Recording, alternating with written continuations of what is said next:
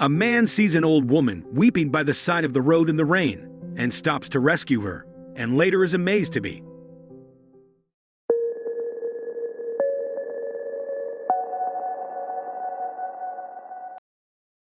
It was a cold, rainy night, and all John Morris wanted to do was get home. He was driving along a dark country road, and the heating in his old car had just given out. What a hellish night, John thought to himself. It was then that his headlights lit up a frail figure standing by the side of the road. It was a woman, huddled inside an overcoat, and she was waving frantically.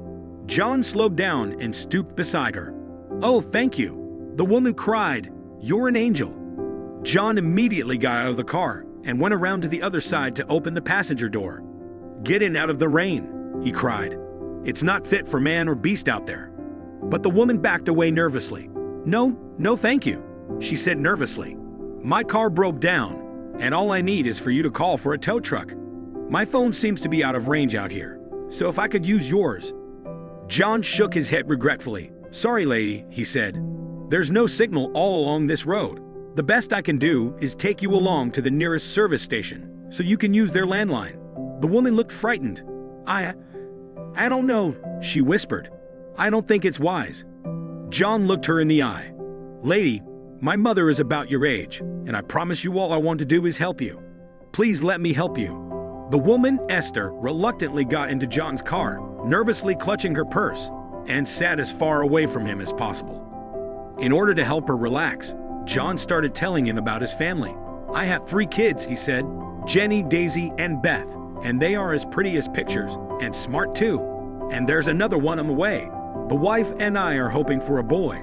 I have grandchildren," Esther said, "and they are a joy." "Yes," John said. "The only thing that worries me is that business hasn't been going so great lately, but we'll get through it, I guess. We always do."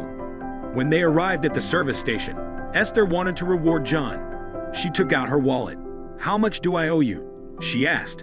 But John shook his head. "You don't owe me a dime," he said, smiling. "You see, the wife and I have a game we teach our girls called the Chain of Love. We do something for someone, and they have to pass it on. So next time you see someone who looks like they might need help, you have to keep the chain going." Esther went into the service station and called for a tow truck to come fetch her car. Then she walked into the diner next door and asked for a cup of hot coffee. The waitress was a pretty woman in her 30s with a big baby bump and a tired smile. And as soon as she saw Esther, she fetched a towel. "You poor dear," she cried. "You use this towel to dry yourself off, and I'll get you a pot of hot tea." The waitress also brought her a hot water bottle to warm up her feet, and before long, Esther was feeling much better. She saw the tow truck arriving and asked the waitress for the bill. Esther handed the waitress $100, and when she went to give her change, she quietly slipped out. When the waitress came back, she was stunned to find another $500 tucked under the teapot along with a note. It read, "I was in your place, and one kind person helped me. You don't owe me anything. Just don't let this chain of love break." The waitress had tears in her eyes. She hurried home at the end of her shift and found her husband fast asleep on the couch with their 3 daughters cuddled up to him like puppies. She smiled and kissed him on the forehead. "I love you, John Morris," she whispered. A few days later, John was stunned to discover that he and his chain of love were the subjects of a news story, and all because he helped the old lady.